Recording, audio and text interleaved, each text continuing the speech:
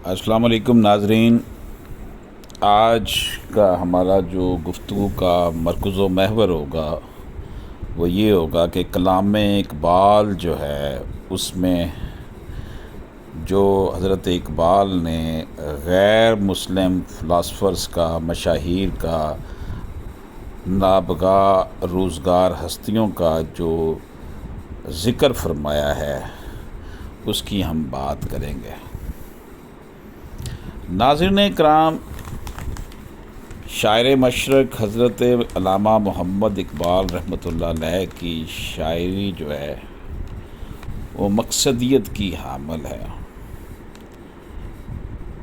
حضرت اقبال نے بحیثیت شاعر، مفکر اور فلسفی مایوسی اور غلامی کے اندھیروں میں گھرے ہوئے مسلمانوں کو پستیوں سے نکلنے کا راستہ دکھایا،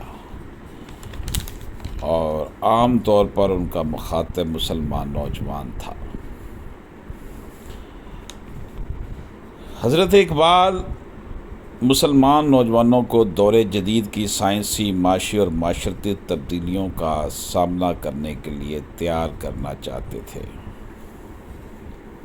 حضرت اقبال کی شاعری اور خیالات میں نہ صرف ان کے اپنے دور کا عکس ملتا ہے بلکہ وہ پچھلے زمانے کے شعراء، مفکرین اور فلاسفرز کے خیالات کا جائزہ لے کر اس سے خاطر خواہ نتیجہ بھی اخذ کرتے ہوئے دکھائی دیتے ہیں۔ حضرت اقبال کے کلام میں مسلم شخصیات کے علاوہ بہت سی غیر مسلم شخصیات کا تذکرہ بھی موجود ہے۔ حضرت اقبال کا یہ کمال ہے کہ وہ ان غیر مسلم مشاہیر کی زندگی اور ان کے علمی کاموں میں سے ایسے نقطے ڈھونڈ کر لائے جو ان کے پڑھنے والوں اور خاص طور پر نوجوانوں کے سامنے بطور مثال پیش کیے جا سکیں۔ ناظرین کرام، نامور محقق جن کا تعلق لاہور سے ہے، جناب مدثر صاحب، انہوں نے اس حوالے سے ایک کمپریہنسو آرٹیکل بھی لکھا جو پبلش ہوا، جس میں کلام اقبال میں غیر مسلم مشاہیر اور فلاسفرز کا تذکرہ ملتا ہے۔ ناظرین اکرام، ہم بات کریں گے سب سے پہلے گوئٹے کی۔ جان وولف گینگ وان گوئٹے، جو کہ 1749 میں پیدا ہوئے، وہ جرمن زبان کے شاعر، نثر نگار، فلسفی اور سیاستدان تھے۔ فلسفہ اسلام سے ان کی عقیدت کا یہ عالم تھا کہ دیوان حافظ سے متاثر ہو کر انہوں نے اپنے دیوان کا نام دیوان مغرب رکھا۔ گوئٹے حضرت محمد صلی اللہ علیہ وآلہ وسلم کے مداح تھے اور عاشق تھے۔ اپنے اس دیوان میں گوئٹے نے آپ صلی اللہ علیہ وآلہ وسلم کی بارگاہ میں عقیدت کا اظہار کرتے ہوئے اسلام کو ایک مکمل، جامع اور مکمل دین قرار دیا۔ حضرت اقبال نے جوئے آپ کے عنوان سے اس نظم کا فارسی میں ترجمہ کیا ہے۔ گوئٹے کے فلسفے کے مطابق انسان صرف عقل اور علم کی بدولت حقیقت کو نہیں پا سکتا، بلکہ اس کے لیے فطرت کو سمجھنا بھی اشد ضروری ہے۔ ناظرین کرام، اب ہم بات کرتے ہیں بھرتری ہری کی۔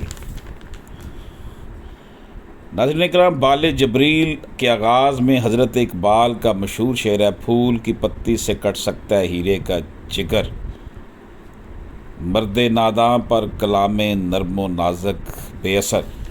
اس شعر میں حضرت اقبال رحمۃ اللہ علیہ نے سنسکرت کے ماہر لسانیات اور مشہور فلسفی شاعر بھرتری ہری کے خیالات کی عکاسی کی ہے۔ بھرتری کی مشہور کہاوت ہے کہ عیار شخص کو نصیحت کرنا ہاتھی کو کنول کے پھول سے ہانکنے، یا ہیرے کو پھول کی پتی سے کاٹنے، یا پھر سمندر کا کھارا پانی ایک قطرہ شہد سے میٹھا کرنے کے مترادف ہے۔ ناظرین اکرام، بھرتری پہلی صدی قبل مسیح میں ایک شاہی خاندان میں پیدا ہوئے، اور بعض مورخین کا خیال ہے کہ وہ راجہ بکرما جیت کا بھائی تھا، مگر پھر جلد ہی اپنی شادی اپنی جو شان و شوکت والی شاہی اور بڑی اچھی زندگی کو خیر بات کہہ کے جنگلوں میں نکل گیا اور ایک جوگی کی طرح زندگی گزارنے لگا۔ جنگلوں میں جو ہے اس نے سنیاس لیا، برتری صاحب علم تھا اور اس نے راجنیتی پر بہت کچھ لکھا، مگر اپنی شان و شوکت والی شاہی زندگی ترک کرنے کے بعد معرفت، فقیری، ذات شناسی اس کے پسندیدہ موضوعات تھے۔ بھرتری کو آج بھی سنسکرت زبان کا عظیم شاعر، فلسفی اور ماہر لسانیات سمجھا جاتا ہے۔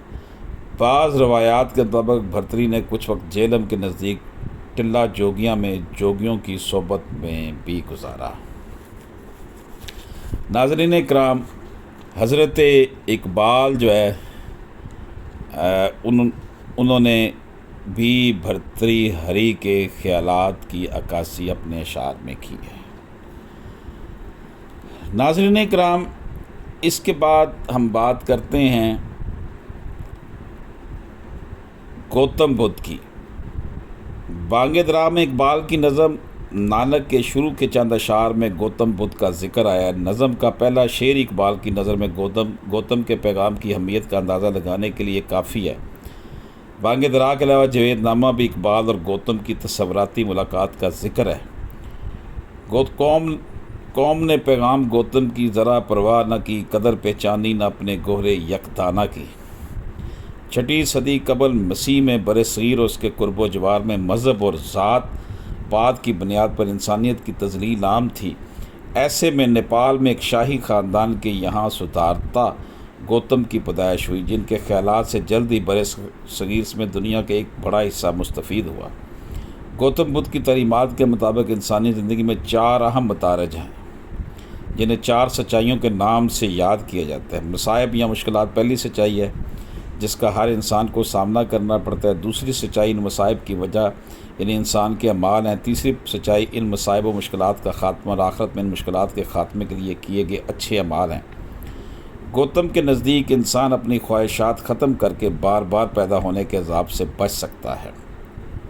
یہاں ایک اور بات بھی ہمیں کہ گوتم نے کبھی نہ تو خدا ہونے کا دعویٰ کیا اور نہ ہی اپنا بت بنانے کا حکم دیا۔ یہ سب کچھ ان کی وفات کے 200 برس بعد شروع ہوا۔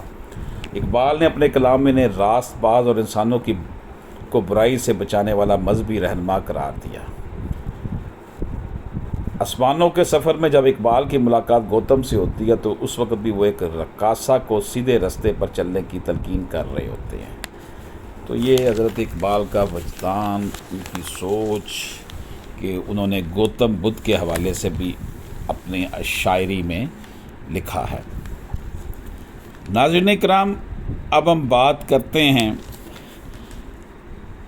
دانتے الگیری کی۔ اقبال نے اپنی کتاب جاوید نامہ کے تعارف میں کہا ہے کہ یہ کتاب حقیقت میں ایشیا کی ڈیوائن کامیڈی ہے، جیسے دانتے کی تصنیف یورپ کی ڈیوائن کامیڈی ہے۔ ڈیوائن کامیڈی دراصل دانتے کی ایک طویل تمثیلی نظم ہے، جس میں وہ روم کے عظیم شاعر ورجل کے ساتھ جہنم، عراف اور جنت کی سیر کرتا ہے۔ دانتے مشہور فلسفی شاعر تھا۔ وہ 1265 میں اٹلی میں پیدا ہوا۔ جنت، دوزخ، عالم برزخ، حیات بعد از موت اور اطالوی زبان کی ترویج اس کے پسندیدہ موضوعات تھے۔ ناظرین کرام، ڈیوائن کامیڈی سے متعلق ماہرین لسانیات کا کہنا ہے کہ یہ ابن عربی کی فتوحات مکیہ سے مستعار خیال ہے۔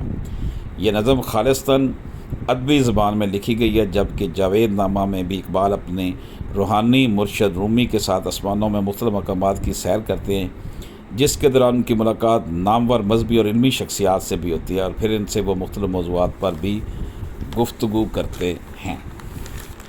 ناظرین کرام، اس کے بعد ہم بات کرتے ہیں کلام اقبال میں جو غیر مسلم مشاہیر اور فلاسفر کا تذکرہ ہے، اس حوالے سے فریڈرک نیتشے کی۔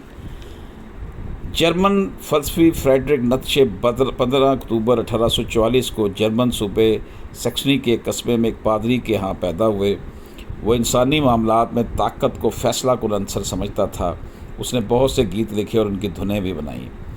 لیکن آگے چل کر فلسفے اور لسانیت پر مبنی اس کی محرکۃ الارا تصانیف اس کے اصل میدان کی بنیاد بنی۔ اس کے فوق البشر کے تصور کو یورپ میں بے پناہ شہرت ملی۔ علامہ اقبال تعلیم کے سلسلے میں جرمنی گئے تو انہیں نتیجے کے خیالات کو کے تفصیلات سے مطالعے کا موقع ملا، جس کا اشارہ ان کے کلام میں کئی جگہ ملتا ہے۔ اقبال نتیجے کے خیالات کے منفی اور مثبت پہلوؤں سے خوب واقف تھے۔ ان کے کچھ خیالات اسلام کے خاصے قریب تھے، مگر وہ خدا کا منکر تھا۔ اقبال کے نزدیک اس کا دل مومن اور دماغ کافر تھا۔ ناظرین اکرام، اب ہم بات کرتے ہیں وشوا ماتر کی۔ جاوید نامہ میں اقبال اور ان کے روحانی مرشد جب آسمانوں کی تخیلاتی سفر پر نکلتے ہیں تو سب سے پہلے ان کی ملاقات جہاں دوست سے ہوتی ہے۔ مفسرین کے نزدیک جہاں دوست سے مراد ایک قدیم ہندو رشی مذہبی شخصیت وشواتر ہے، جس کے نام کا فارسی میں مطلب جہاں دوست ہے۔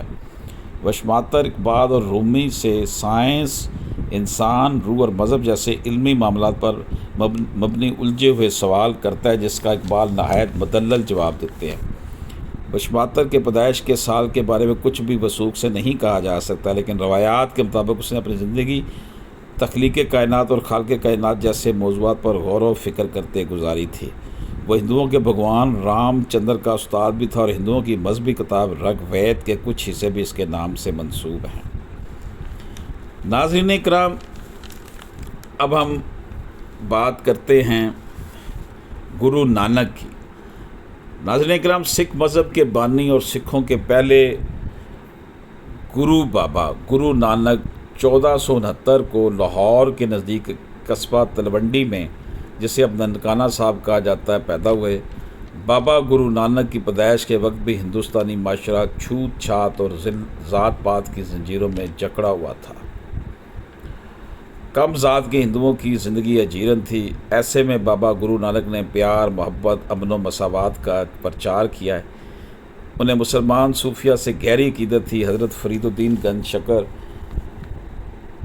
پاک پتن شریف کے کچھ اشعار سکھوں کی مقدس کتاب گرو گرنتھ صاحب میں شامل ہیں۔ بابا نانک انسان دوستی، امن، مساوات، پیار و محبت اور رحمت دلی کے پیامبر تھے۔ انہی خصوصیت کے باعث اقبال نے انہیں اپنے کلام میں مرد کامل کے لقب سے مخاطب کیا ہے۔ ناظرین اکرام، کارل مارکس اور لینن کی اب بات کرتے ہیں۔ بال جبریل میں شامل اقبال کی مشہور نظم لینن خدا کے حضور میں مفہوم اور معنی کے اعتبار سے لاجواب سمجھی جاتی ہے۔ لینن موت کے بعد خدا کے سامنے پیش ہو کر مذہب میں اپنی کم علمی کے باعث دنیا میں خدا کو نہ ماننے پر شرمندگی کا اظہار کرتا ہے اور کہتا ہے کہ اب جب میں نے خدا کو دیکھ لیا ہے تو مجھے خدا کی ذات پر اعتبار آ گیا ہے۔ لینن جیسے فلسفی سیاستدان کے خدا کے حضور پیش ہو کر اپنی کم علمی کے قرار کو اہل علم میں بہت پذیرائی ملی۔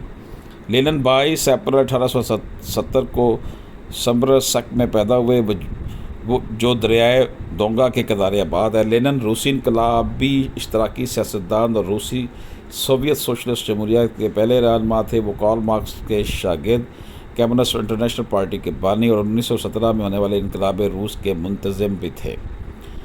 ناظرین اکرام، اشتراکیت کے بانی کارل مارکس 5 مئی 1818 میں جرمنی کے شہر تربر میں ایک قانون دان گھر میں پیدا ہوئے۔ اگرچہ وہ ایک جرمن فلاسفر اور تاریخ دان تھے، لیکن سیاست اور معاشیات میں خاصی دلچسپی رکھتے تھے۔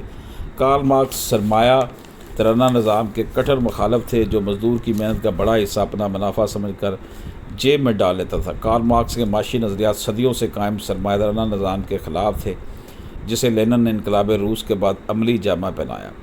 ضرب کلیم میں کارل مارکس کی آواز کے عنوان سے اقبال نے انہیں یاد کیا ہے۔ ناظرین اکرام، یہ ہم مشاہیر کا ذکر کر رہے ہیں، غیر مسلم مشاہیر کا، جن کا کلام اقبال میں تذکرہ ملتا ہے۔